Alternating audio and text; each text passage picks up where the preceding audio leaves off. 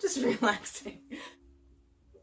Hello everyone, it's your fairy godmother Mint, and welcome to my office. Thought I'd change it up a bit, come upstairs. It's really loud downstairs with them, mowing and lawning. So I've been gone for a while. I know my mom was in the hospital. She had to have an emergency surgery, and then they decided it wasn't an emergency, and then they did another procedure, and then they decided that she did need that surgery. So it was just a lot of back and forth. Anyway, I'm back and I'm relaxing, and I am going to do the Get to Know Your Witches tag that I was tagged in months ago. It's basically just a tag that was created by a little cosmic crow on Instagram. They're just 15 interesting questions. And I know you guys have been asking for more personal videos, so maybe we'll get personal in this video. I don't know. Let's just go ahead. First question. Does your sun sign portray you correctly? If not, do your other planetary signs? Yes. Absolutely, completely. I'm a Gemini sun, Leo moon, Taurus rising. So yes, I am definitely all those things. I'm boisterous and loud and communicative. I like talking a lot. I like meeting people. I'm a super extrovert. I'm creative and bizarre and, flamboyant, and I'm stubborn, and I like to do things a very particular way. I don't like having my routines messed up. What songs bring you the most magical vibes?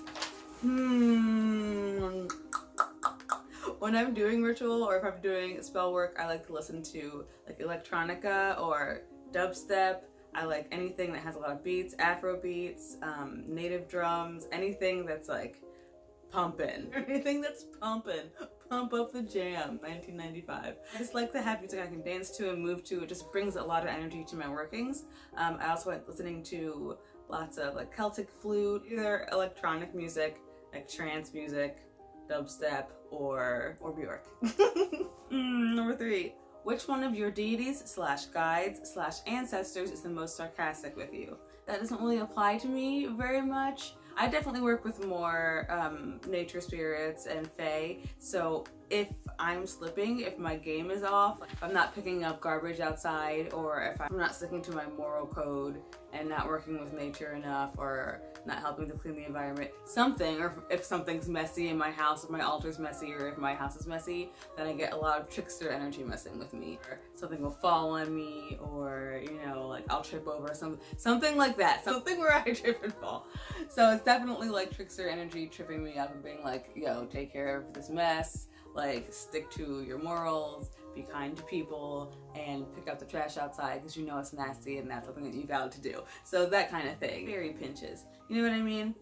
Number 4 is biggest witchy mess up or misinterpretation. Everybody knows this one. It was when I was looking for a girlfriend. It was like a very long time ago, and I had all these qualities set up that didn't matter really in a relationship. I was just like, she'll be beautiful with black hair and green eyes, my favorite combination, and she'll be so loyal to me, and she'll be in love with me and want to be with me all the time, and we'll just like be best friends and lovers, and all this like stuff that didn't really matter, and stuff that I would never really ask for. And now I did that working, and I got a cat that was like the exact all of those qualities, black hair and green eyes, and she was beautiful, and she was like a little bit bitchy, which I always like girls who are a little bit bitchy. She was really loyal to me, wanted to be with me all the time, just always up my butt, snuggling me. Even if I'm sitting on the toilet, she wanted to be on my lap on the toilet, like just up my butt cat. So I wasn't specific enough with that working. But I mean, she's a great cat. I loved her, but that was not what I was looking for. Number 6. If someone were to summon you to their circle, what 5 items would they need? Oh, that's so easy, am I right? Tea, yarn, books, cats, and something minty. Some mint something. Oh, I skipped number 5. Yeah? Yeah, I did. That was number 6. Number 5 is, would you write a book on your craft / spirituality, and why? And if you already have, what were your challenges in doing so? So yeah, I am writing a couple of different books.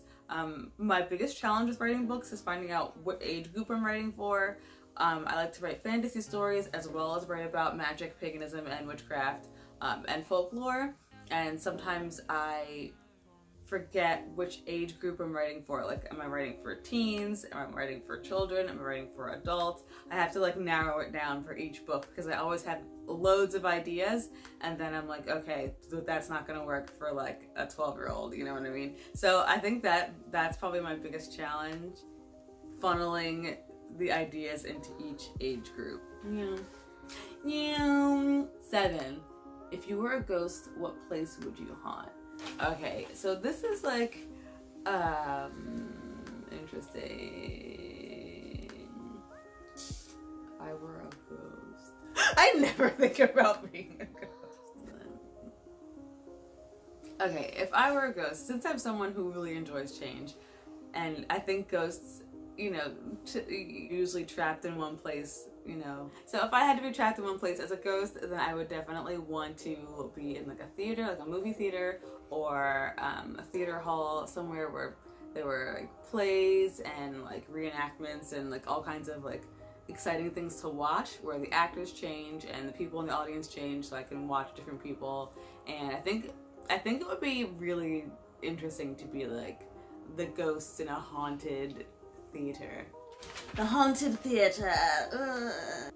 And the ghost just sitting there eating popcorn. Hey y'all, when did it start? Number 8. What is the funniest way someone has reacted to finding out you're a witch? The one that always stands out in my mind is when I first met my friend Amy, and she came over to my house for the first time, and she's just like looking around all my stuff because, you know, I'm a collector, I have lots of collections. And she went to my kitchen, and I had like an altar set up in the kitchen with all of my herbs bottled there, and she goes and she's like, look at all of those. And I was like, yeah, you know. And she's like, why do you have them? And I'm like, no one had ever asked me like, why do you have them? Like, you know, like, what's this shit for? Like, so that was probably the funniest reaction. Number 9, do you have any superstitions? Okay, so being a Gemini, I'm of two minds about everything. So I always believe that anything at all is possible. And then on the other hand, I believe that like, probably not though. You know what I mean? Yes, unicorns, sure. There probably were unicorns back in the day, but probably not though. You know? So growing up in my house, we were very religious and very superstitious, very spiritual family from all different types of spiritualities. So superstitions were huge. So I believed in like every superstition. Not that I actually believed in them, but I knew about all of them, and I like avoided those things just because I was used to doing that from being in my family. So I think about those superstitions all the time, and I notice like broken mirrors, black cats crossing your path, cracks in the road, broom falling, door, like wind in the door, all kinds of superstitions. I recognize all of those things, but I don't necessarily believe them, but I still like adhere to those like laws. You know what I mean? Man, Gemini. Number 10, if you could possess any fantasy magic, what would your power be? Whenever I dream about having a completely like living in a magical world, I always imagine that I just have unlimited power. But if that is the case and I have only one power, I would either choose the power of flight or the power to be able to talk to animals. Because I think it would be so dope, A, to fly, duh, because I mean, and then B, I think it would be super interesting to have like a group, like a coven of humans and animals, like animals being a part of your coven and being like in a partnership with animals. I think it would be so dope. Okay, number 11. Number 11, what is something random on your altar? So I don't have anything random on my altars. I saw this question and I was like, oh, I'm gonna sound like an asshole. My altars are very strictly exactly what they're for. They have candles, they have statues, they have flowers, and they have crystals. They have like my affirmations or whatever else on there, and that is it. I don't have anything random on my altars. I'm just very strict with what goes on them. If someone puts something on, I knock it off. Like nothing goes on my altars except what is happening on the altar. If one of the YouTubers you watched was a genie and they could grant you 3 wishes within their power, who would it be and what wishes? I don't really watch that many magic YouTubers. I watch mostly comedians, authors, and like fashion YouTube. That's my favorite things to watch. I think out of the people that I watch, I would want Connie Lynn to be my genie, because my 3 wishes would be 1, to get her books before they come out so that I could read them before everybody else. 2, just to have all the merch from the books, all the jumpers, all the socks. I just love the characters and her stories so much that I love all the merch. And then 3, I would want to be written into one of her stories because they're magical. And that's it. Very simple, very easy, very human wishes. I'm not wishing for $1 million or unicorns. Like, if it's a wish for a YouTuber, they're not going to be able to give you that anyway. So yeah, those are the things I want. Just very bookish things. Number 13, if you could instantly become an expert in any part of your craft / spirituality, what would it be?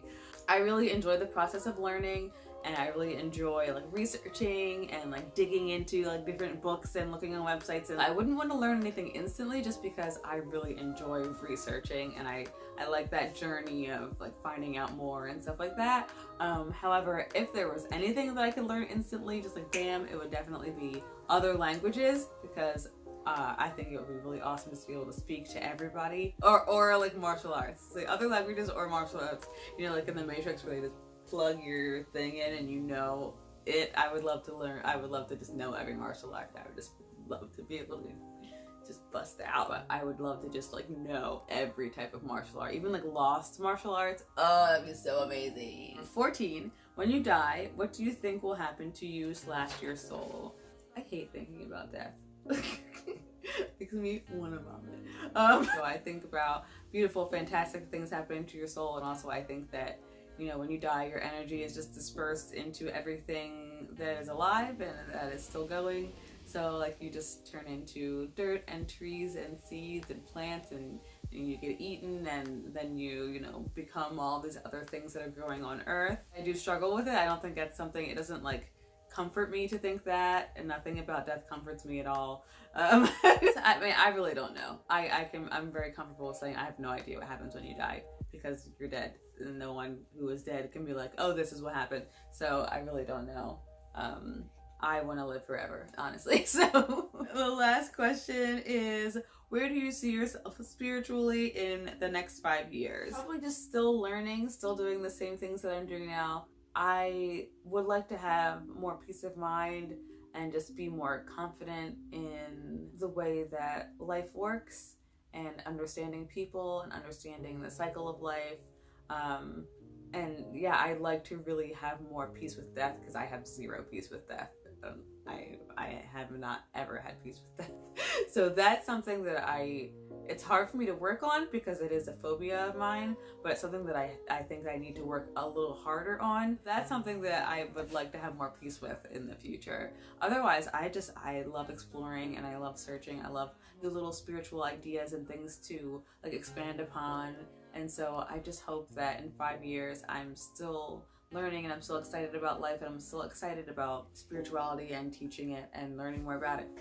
And that's it. Man, I bet this video was so short because I feel like I was just plowing through. But don't worry, there's going to be another video that's, I think, tomorrow. Today is Friday, so maybe Saturday will be another video. So have a wonderful day, guys. I'm adding some wonderful things to the shop this week. I have things coming out tomorrow, and then I have more things at the end of the month. I have a lovely celestial collection that is inspired by someone that I love on Instagram, so I'm super excited to come out with that. Thank you so much for watching. Thank you so much for my new wonderful subscribers. Have a beautiful, lovely day. Call your mother, tell her you love her, call your siblings, ask them how they're doing, call your best friend, check up on your people, and have a lovely weekend.